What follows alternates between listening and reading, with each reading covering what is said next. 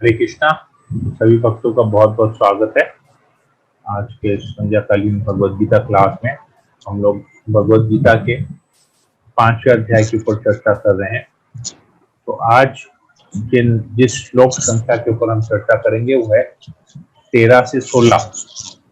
इन 5 श्लोकों में जीव का और प्रकृति का क्या रिलेशन है, भगवान के साथ क्या रिलेशन है, वो हम यहाँ पर समझने का प्रयास करेंगे। हमने कल चर्चा किया था किस प्रकार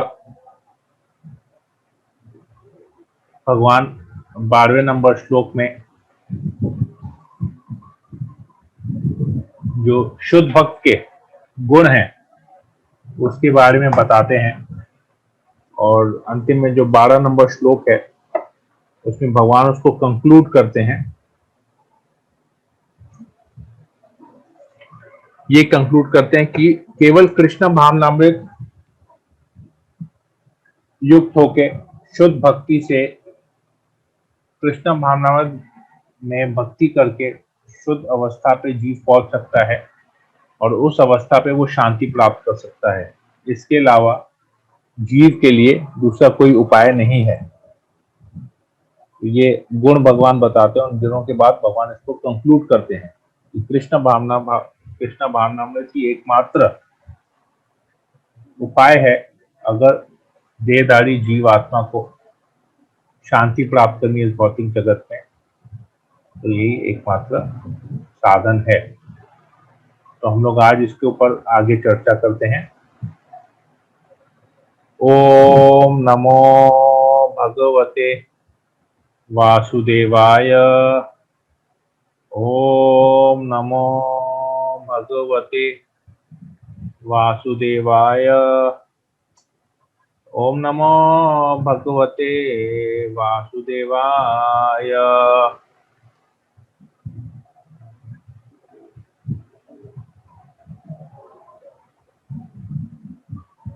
श्लोक संख्या 13 में भगवान बताते हैं, जब देहधारी जीव आत्मा अपनी प्रकृति को वश में कर लेता है और मन से समस्त कर्मों का परित्याग कर देता है, तब वह 9 द्वारों वाले नगर भौतिक शरीर में बिना कुछ किए कराए सुख पूर्वक रहता है। तो यहाँ पर भगवान बता रहे हैं कि सुख, अगर किसी को इस जीवन में सुख चाहिए, इस शरीर में रहते हुए भी, इस भौतिक शरीर में रहते हुए भी अगर किसी को सुख, वास्तविक सुख की प्राप्ति करनी है, तो उसे अपने समस्त कर्मों का परित्याग करना पड़ेगा। कर्म फल को भोगेंगे तो उसको उससे सुख नहीं मिलेगा, उसका परित्याग करने से हमको सुख मिलेगा। बहुत जन बोलते हैं, अरे हमने इतना सब कुछ धन कमाया है, ये धन किस लिए कमाते हैं? सुखी रहने के लिए ना। सुख सुविधाएं हमको उपलब्ध हो, हम अपने लिए सुख सुविधाओं की उपलब्धि कर सकें, इसी के लिए तो हम इतना पैसा कमा रहे हैं, इतना कार्य कर रहे हैं, इतना परिश्रम कर रहे हैं। अगर हम इसको नहीं भोगेंगे तो कौन भोगेगा? तो वास्तविक रूप में हमको सोचना है कि क्या हम एक्चुअली में इन कर्म फल को, जो धन हम कमा रहे हैं, हम उससे उसको भोग कर पा रहे हैं कि नहीं। हमारे पास चाहे जितना भी धन हो, ये प्रैक्टिकल है, आप लोग थोड़ा सा सोचिएगा इसके बारे में कि हमारे पास चाहे कितना भी धन हो, परंतु हम अपने बिजनेस को, अपने व्यवसाय को, या जो भी हम कार्य कर रहे हैं, हम उसको बंद नहीं करते हैं, हम चालू रखते हैं। क्यों? क्योंकि हमको आदत सा हो गया, पैसा कमाने का आदत हो गया है। तो हम जितना भी समय श्रम करते हैं, मेहनत करते हैं धन कमाने के लिए, अपने व्यवसाय को चलाते हैं, या जहां पर हम नौकरी करते हैं वहां जाते हैं, तो हम आने जाने में कितना समय लगाते हैं, कितना समय हम उस काम करने में लगाते हैं, और कितना समय एक्चुअली हम जो धन कमा रहे हैं उसको हम और कहाँ इन्वेस्ट करें, उसके बारे में हम सोचते हैं। अब कैसे यहाँ इन्वेस्टमेंट करें, यहाँ इन्वेस्टमेंट करें, कुछ LIC करें, कुछ फिक्स डिपॉजिट करें, कुछ यहाँ खर्चा करें, कुछ ऐसे करें। तो कुछ जरूरत की चीजें, महीने का खाने पीने का, राशन पानी इत्यादि, ये सब चीज हम देखते हैं। कितना समय हमारा उसमें जाता है। इसके अलावा उस धन को हम कैसे बचा के संभाल के रखें ताकि कोई हमसे वो धन छीन न ले, लूट न ले। तो कितना समय हम उसमें देते हैं, और उसके बाद हमारे पास कितना समय बचता है। अब इस बीच में हमको सोने के लिए भी समय चाहिए, हमको खाना खाने के लिए भी समय चाहिए, शरीर पालन करने के लिए भी समय चाहिए। अब कितना समय हम लगाते हैं कि हम उस धन को कहीं अपने लिए, कहीं कुछ खर्चा करके, या कुछ इंद्र तृप्ति के या सुख भोगने के लिए हम उस धन को खर्चा करें। देखेंगे हम लोग बहुत कम समय ऐसा मिलता है कि हम एक्चुअली में धन को कहीं खर्चा करते हैं। हमारा सारा समय धन को कमाने में और उसको बचाने में लग जाता है, हम ज्यादा कुछ नहीं कर पाते। परंतु साथ ही साथ हमको ये भी सोचना है कि अगर हम भक्ति नहीं कर रहे हैं और हम अपना सारा समय इस भौतिक शरीर को पालन करने में, धन कमाने में, इंद्र तृप्ति में, सुख की खोज में, कि हम इससे सुख होंगे, हम धन कमा के सुख होंगे, हम सुखी बन पाएंगे, ये जो भ्रांत धारणा है हमारे अंदर में, इसके लिए हम जितना भी समय देते हैं और भक्ति नहीं करते हैं, तो हमको ये भी सोचना चाहिए कि जब हमारा अंत समय आएगा, जब यमदूत खड़े होंगे हमारे इस शरीर से, हम जीव आत्मा है, जब शरीर से निकालते हैं, तो जितना भी धन हमने कमाया है, हम उस धन से उन यमदूतों को रिश्वत नहीं दे सकते कि मुझे कुछ और समय शरीर में रहने दो। किसी ने आज तक ऐसा सुना है किसी ने यमदूत को रिश्वत दिया हो? नहीं, रिश्वत वो नहीं लेते हैं, ना यमराज रिश्वत लेते हैं, ना यमदूत रिश्वत लेते हैं। आपका समय पूरा हुआ, खत्म। जितना भी किया जा है हमारा जो है, सब हमको उधर ही इमीडिएटली छोड़ देना पड़ता है। फिर भी हम इस धन को एकत्र करने में अपना सारा जीवन, अनेक अनेक जन्म गवा देते हैं। पता है कि इसमें से कुछ हम लेके नहीं जा सकते हैं, ना हम इसमें से कुछ एक सेकंड भी अपने जीवन का नहीं खरीद सकते इससे। तो यहाँ पर बताते हैं, तो वे 9 द्वारों वाले नगर में, इस भौतिक शरीर, तो इस भौतिक शरीर को एक नगर कहा गया है, और 9 द्वार वाले नगर, मतलब 9 गेट्स हैं इस शरीर में। तो वो 9 गेट क्या है उसके बारे में बताओ। और यहाँ पर इस श्लोक से एक मायावाद सिद्धांत का भी यहाँ पर वापस से खंडन होता है कि मायावादी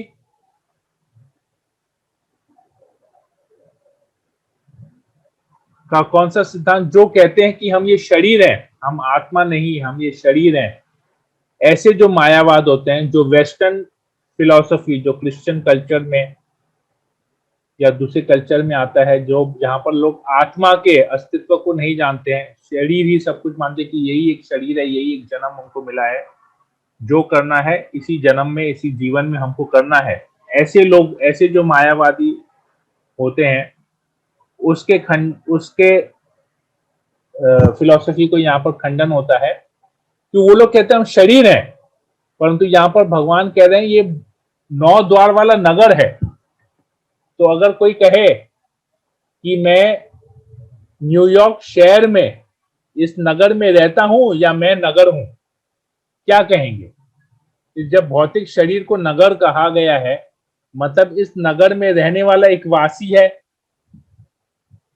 तो नगर और नगर में रहने वाला जो व्यक्ति है, या जो इस नगर में निवास कर, दो अलग बातें हो गई। मतलब शरीर और आत्मा दोनों अलग है।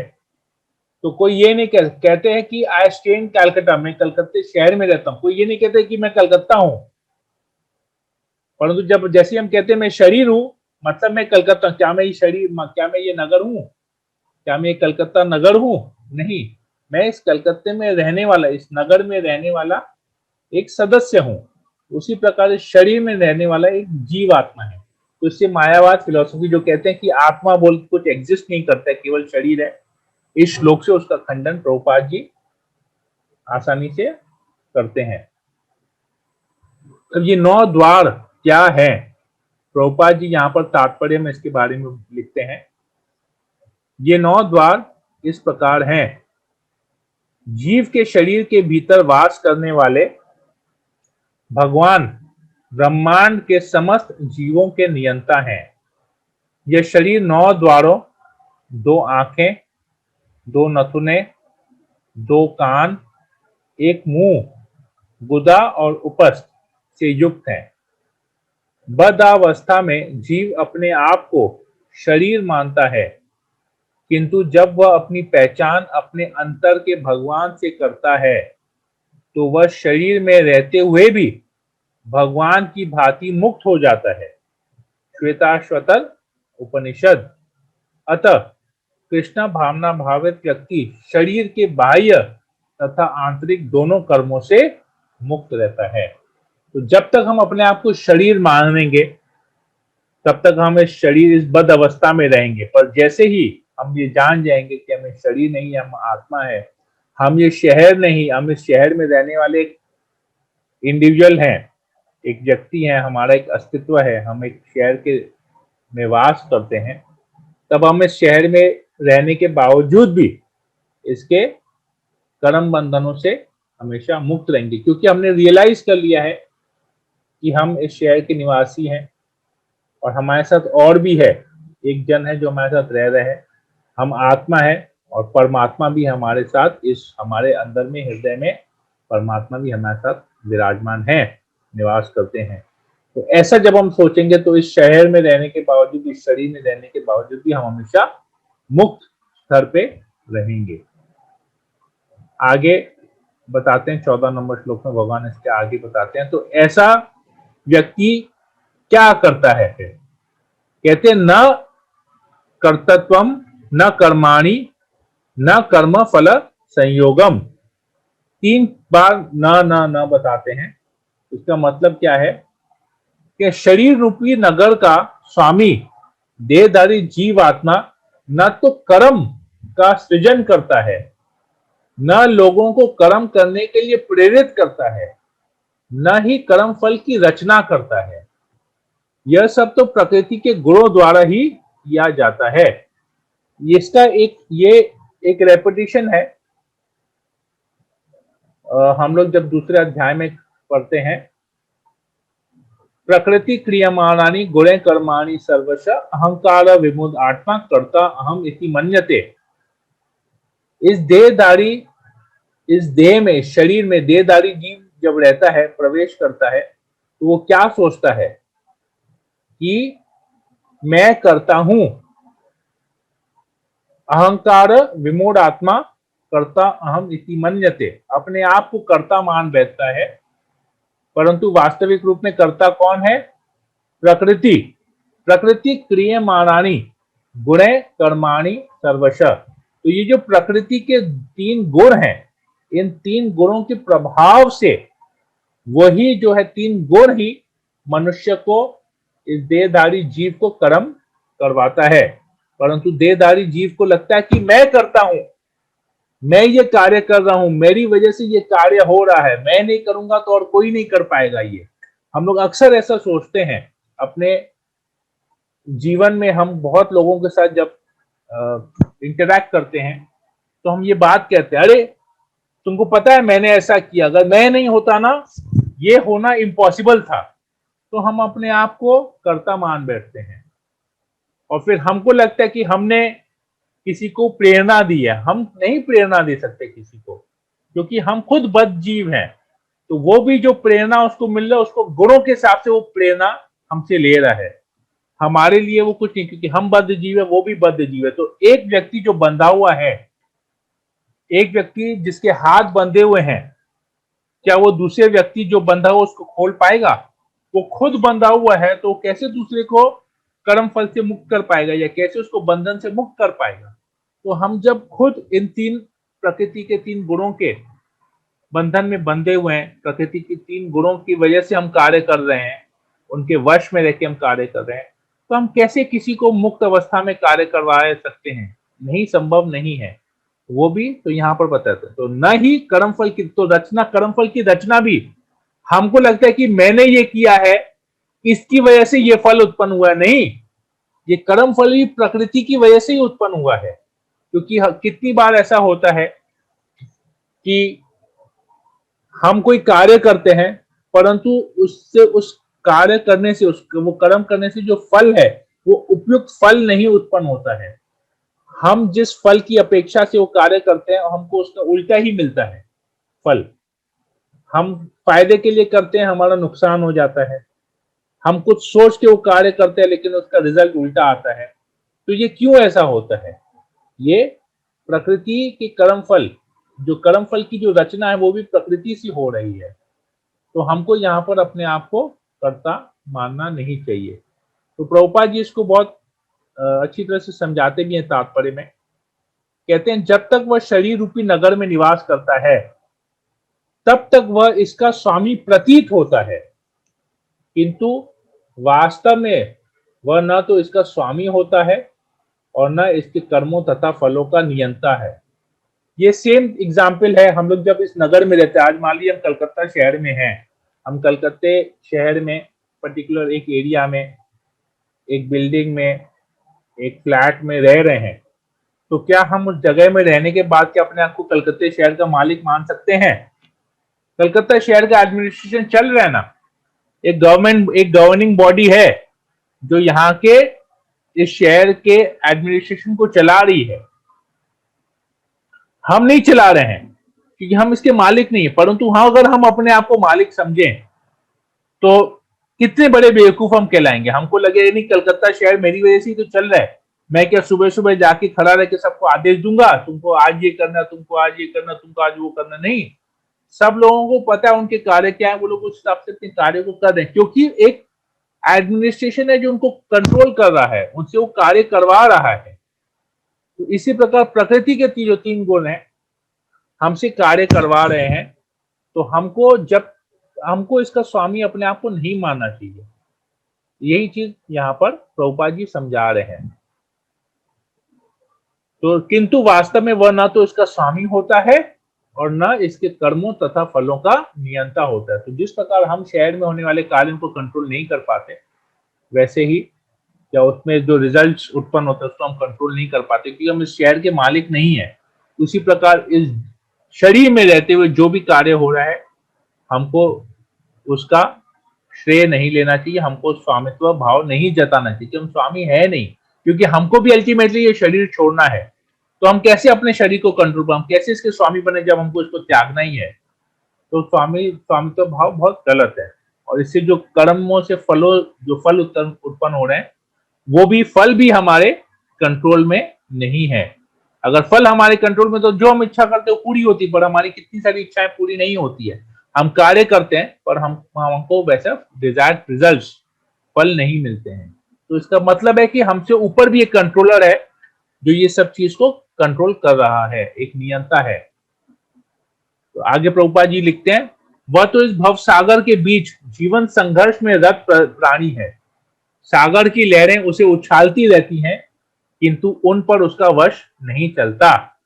उसके उद्धार का एकमात्र साधन है कि दिव्य कृष्ण भावना में द्वारा समुद्र के बाहर आए, इसी के द्वारा समस्त अशांति से उसकी रक्षा हो सकती है।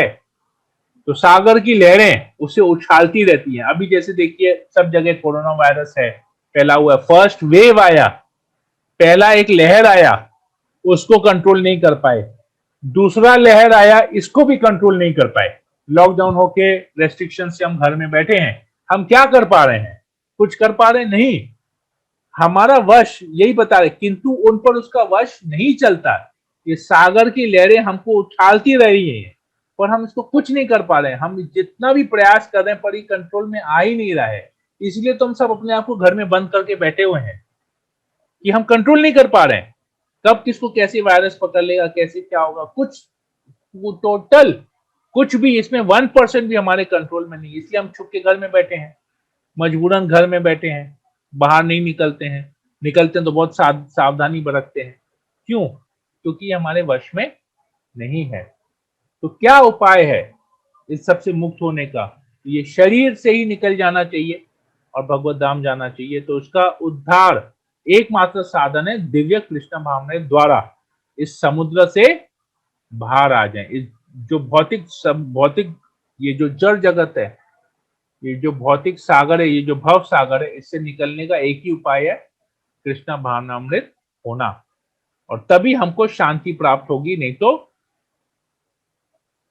इसी के द्वारा समस्त अशांति से उसकी रक्षा हो सकती है। तो अशांति से रक्षा अर्थात शांति प्राप्त करना एकमात्र उपाय यहाँ पर कृष्ण भावना अमृत होना। अगले श्लोक में भगवान कहते हैं 15 नंबर में, परमेश्वर न तो किसी के पापों को ग्रहण करता है न पुण्यों को, किंतु सारे देहधारी जीव उस अज्ञान के कारण मोहग्रस्त रहते हैं जो उनके वास्तविक ज्ञान को आच्छादित किए रहता है।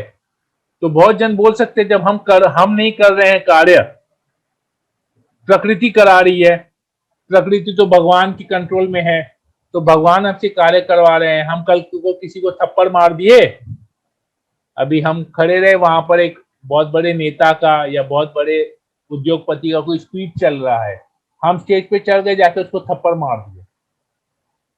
या कोई व्यक्ति रास्ते में चल रहा है, हम छुरी लेके उसके पेट में छुरा भोग दिए, उसका मर्डर कर दिए, तो क्या होगा? अरे हम थोड़ी ना कर रहे हैं, ये तो प्रकृति हमसे करवा रही है, प्रकृति को कंट्रोल भगवान कर रहे हैं, तो भगवान को पकड़िए, भगवान को सजा दीजिए, हमको क्यों पकड़ रहे हैं?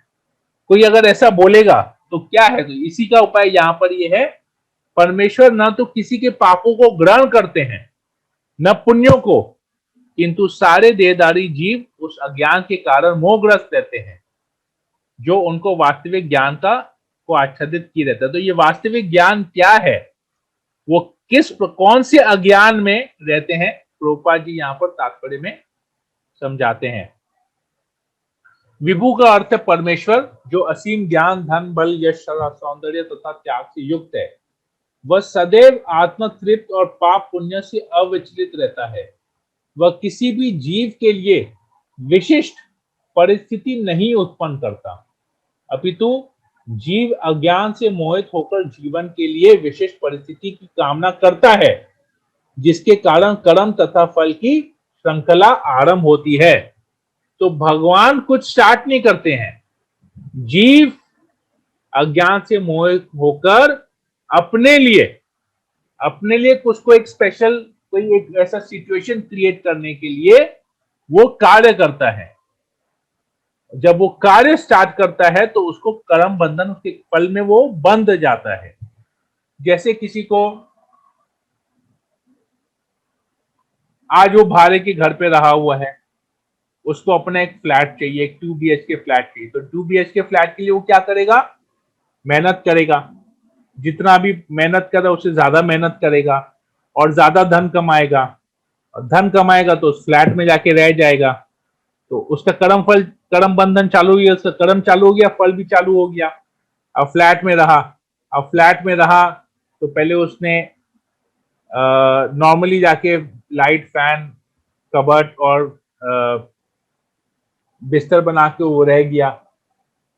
फिर उसने विवाह किया, विवाह करने के बाद उसके बच्चे हुए, तो फिर बच्चों के लिए अलग से फिर एक रूम बनाएगा, उसमें छोटे बेड लगाएगा, अपने रूम में AC लगाएगा, और ज्यादा मेहनत करेगा और ज्यादा धन कमाएगा। तो एक एक सुविधा के लिए, एक एक अपनी सुविधा की ऐसी परिस्थिति उसकी ऐसी हो जहां उसको सुविधाएं उपलब्ध हो, तो उसके लिए वो कामना करता है। फिर बोलेगा मुझे गाड़ी चाहिए, फिर गाड़ी पार्क करने के लिए उसके लिए एक पार्किंग का जगह चाहिए। तो ऐसे करते करते वो सब कुछ करते रहेगा, तो यहाँ पर उसका पूरा कर्म का श्रृंखला स्टार्ट हो जाएगा, उसका श्रृंखला स्टार्ट हो जाएगा। तो आगे प्रभुपाद जी लिखते हैं, जीव आत्मा में इच्छा करने की शक्ति है, किंतु ऐसी इच्छा की पूर्ति सर्वशक्तिमान भगवान द्वारा ही की जाती है। तो जीवात्मा क्या करता है? केवल इच्छा करता है, और भगवान उस इच्छा को पूर्ति करते हैं। उसको लिबर्टी दिया हुआ है कि तुम इच्छा करो, अगर वो इच्छा नहीं करेगा तो वो जड़ पदार्थ बन के रह जाएगा। जैसे कि ये लैपटॉप है, ये लैपटॉप क्या अपनी मर्जी से ऑन होगा? मैं जो अभी ये हेडफोन यूज कर रहा हूं, ये माइक यूज कर रहा हूं, क्या ये माइक में कोई चेतना है? ये जड़ पदार्थ है, ये माइक इच्छा कर सकती है क्या? नहीं, ये डेड मैटर है। इसको हम अगर जैसे यूज करना चाहेंगे वैसे करेंगे। हमारी इच्छा होगी इस माइक को यूज करने की तो हम इसको माइक को कनेक्ट करेंगे और हम यूज करेंगे।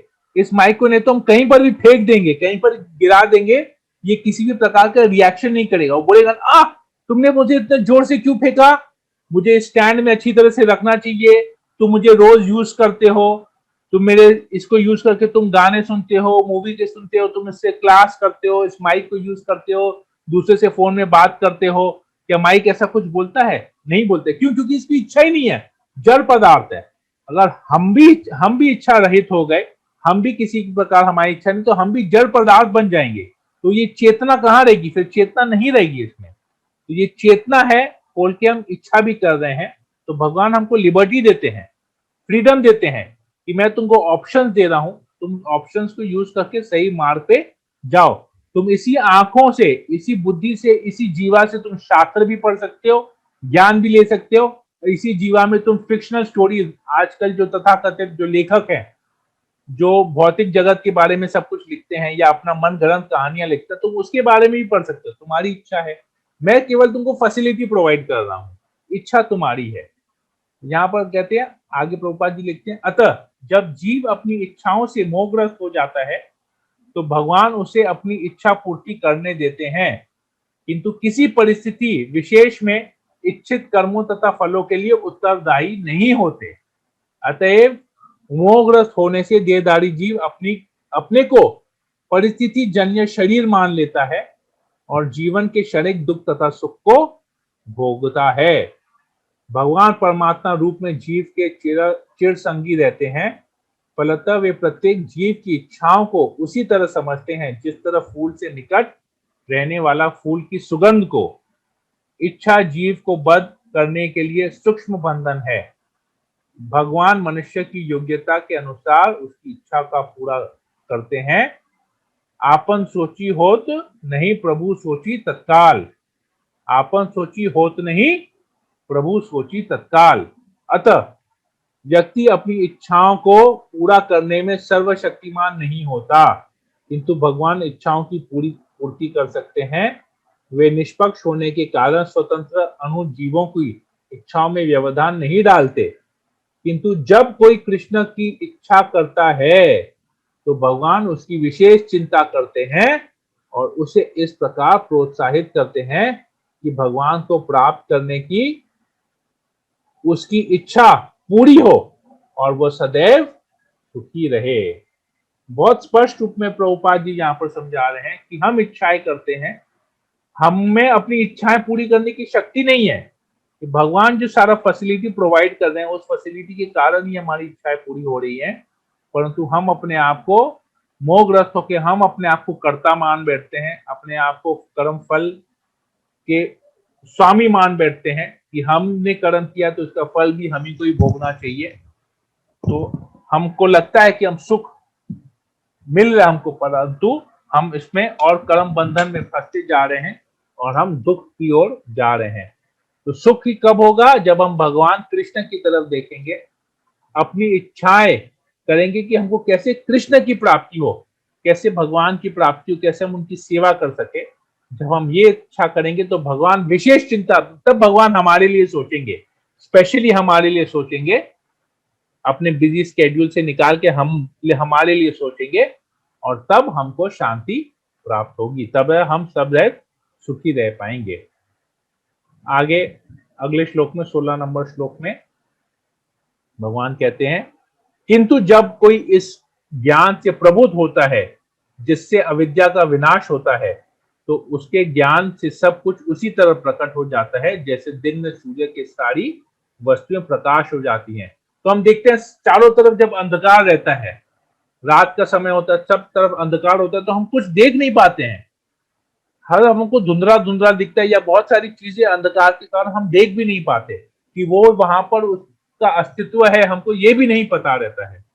परंतु जैसे ही सूर्य आता है, सूर्य की रोशनी आती है, सूर्य उदय होता है, उसका प्रकाश आता है, तो हम हर एक चीज को हम देख पाते हैं। हाँ, ये बिल्डिंग है, यहाँ पर ये लोग हैं, यहाँ पर गाड़ी है, यहाँ पर बगीचा है, यहाँ पर रास्ता है, यहाँ पर फुटपाथ है, हम सब कुछ देख पाते हैं।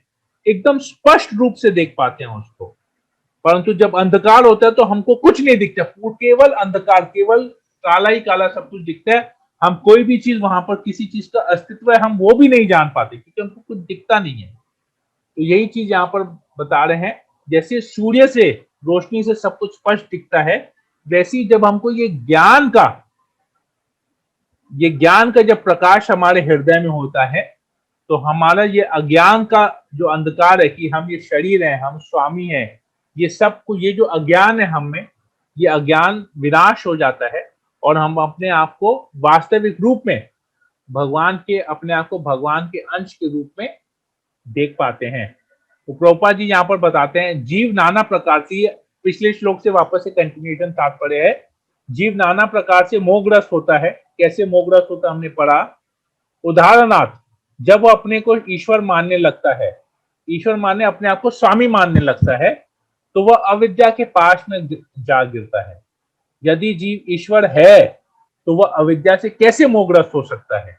अगर आप भगवान है, अगर आप स्वामी है, तो आप कैसे किसी से मोहग्रस्त, कैसे इन्फ्लुएंस हो सकते हैं किसी से। तो क्या ईश्वर अविद्या से मोहग्रस्त होता है? यदि ऐसा हो सकता तो फिर अविद्या या शैतान ईश्वर से बड़ा होता, परंतु ऐसा नहीं है। शैतान तो कभी भी, राक्षस असुर कभी भी भगवान से बड़े नहीं है। तो वास्तविक ज्ञान उसी से प्राप्त हो सकता है जो पूर्ण तरह कृष्ण भावना भावित हो। ये बहुत इंपॉर्टेंट है। तो ये ज्ञान, ये जो भक्ति का जो ज्ञान है, ये जो एक्चुअल ज्ञान है, जो सूरज की रोशनी समान जो ज्ञान है, ये हमको किससे प्राप्त हो सकता है? जो स्वयं कृष्ण भावना भावित है, पूर्ण रूप से कृष्ण भावना भावित है, अर्थात तो भगवान का शुद्ध भक्त है। तो अतः ऐसे ही प्रामाणिक गुरु की खोज करनी होती है और उसी से सीखना होता है कि कृष्ण भावनामृत क्या है, क्योंकि कृष्ण भावनामृत से सारी अविद्या उसी प्रकार दूर हो जाती है जिस प्रकार सूर्य से अंधकार दूर होता है। भले ही किसी व्यक्ति को इसका पूर्ण ज्ञान हो कि वह शरीर नहीं अपितु इससे परे है, तो भी हो सकता है कि वह आत्मा तथा परमात्मा में अंतर न कर पाए। किंतु यदि वह पूर्ण प्रामाणिक कृष्ण भावना भावित गुरु की शरण ग्रहण करता है, तो वह सब कुछ जान सकता है। ईश्वर के प्रतिनिधि से भेंट होने पर ही ईश्वर तथा ईश्वर के साथ अपने संबंध को सही सही जाना जा सकता है। ईश्वर का प्रतिनिधि कभी भी अपने आप को ईश्वर नहीं कहता, यद्यपि उसका सम्मान ईश्वर की ही भांति किया जाता है, क्योंकि उसे ईश्वर का ज्ञान होता है। जैसे हम किसी कंपनी में, हमको कहीं पर पैसा इन्वेस्ट करना है या अपने बच्चे को किसी स्कूल में डालना है, तो हम कैसे उसके बारे में पता करेंगे? उस कंपनी का जो रिप्रेजेंटेटिव है, जैसे उस कंपनी का डायरेक्टर है, उसके दिए हुए रिपोर्ट को हम पढ़ेंगे। वो लोग जो एनुअल रिपोर्ट्स निकालते हैं उसके बारे में पढ़ेंगे। वो जो स्टेटमेंट्स देता है, वो जो अपने कंपनी के परफॉर्मेंसेस को सामने लाता है, हम उसके बारे में पढ़ेंगे, क्योंकि वो कंपनी का ऑथोराइज्ड रिप्रेजेंटेटिव है। जैसे हम स्कूल में किसी अपने बच्चे को एडमिशन कराते हैं, तो स्कूल के बारे में कैसे जानेंगे? स्कूल के लिए का एक ऑथोराइज्ड पर्सन होता है जो स्कूल के सारे इंफॉर्मेशन बताता है। उनका एक प्रोस्पेक्टस, एक ब्रोशर बना हुआ रहता है, जो उस ब्रोशर में जो लिखा रहता है वो लोग उसके बारे में बताते हैं। वो लोग रिप्रेजेंटेटिव है। हम क्या किसी भी राह चलते व्यक्ति को बोलेंगे, अरे स्कूल के बारे में बताओ, उसके बारे में बताओ, उसके बारे में बताओ? नहीं, हम उस संस्था के, उस स्कूल के, उस कंपनी के एक प्रॉपर रिप्रेजेंटेटिव के पास जाएंगे, ताकि हमको सही सही ज्ञान मिले कि ये वास्तविक में ये चीज है क्या, उसका सही ज्ञान हमको मिलता है। इसी प्रकार जब हम कृष्ण भावनामृत का ज्ञान लेते हैं, तो हमको उसी से लेना चाहिए जो स्वयं कृष्ण भावनामृत है। जो जो गुरु है, जो प्रामाणिक गुरु है, उसने ऑलरेडी भगवान की शरण ग्रहण की है, उसने अपने गुरु की शरण ग्रहण की है, उसने उस परंपरा के द्वारा उस ज्ञान को लिया है। तो हमको भी चाहिए कि उसका जो प्रतिनिधि है, उसका जो ऑथोराइज्ड रिप्रेजेंटेटिव है, भगवान का जो प्रतिनिधि है, प्रामाणिक ऑथोराइज्ड रिप्रेजेंटेटिव है, हमको भी ये ज्ञान उसी के पास जाके लेना चाहिए। नहीं तो हम इस ज्ञान को नहीं ले पाएंगे। क्यों? क्योंकि हम अपने आप को स्वामी मान रहे हैं। तो हम सब कुछ, जो भी इस भौतिक जगत का ज्ञान है, कि किसी के बारे में हमको कोई भी इंफॉर्मेशन चाहिए होता है, तो हम जैसे उस ऑथोराइज्ड रिप्रेजेंटेटिव के पास जाते हैं, तो क्यों हम भगवान का ज्ञान लेने के लिए इधर उधर भटक रहे हैं? हम क्यों नहीं एक ऑथोराइज रिप्रेजेंटेटिव के पास जाते हैं ये ईश्वर का ये ज्ञान लेने की, कृष्ण भावनामृत का सही ज्ञान लेने के लिए? अगर हम ऐसा नहीं करते हैं तो हम जीवन भर कुछ भी करें, हम हमारा जो भी इन्वेस्टमेंट है वो फेल जाए, क्योंकि हमने ऑथोराइज व्यक्ति के बारे में पूछा ही नहीं है, इसके बारे में सही सही जाना ही नहीं है, अपनी बुद्धि से सारे कार्य कर रहे हैं, तो हम हमेशा इसमें नुकसान में ही रहेंगे। ठीक है, तो हम लोग इसको आज यहीं पर ही एंड करते हैं। 17 नंबर श्लोक से आगे फिर हम कल पढ़ेंगे। श्रीमद् भगवद गीता की जय, श्रील प्रभुपाद की जय। हरे कृष्णा कृष्ण कृष्ण हरे हरे, हरे राम राम राम हरे हरे। हरे कृष्णा।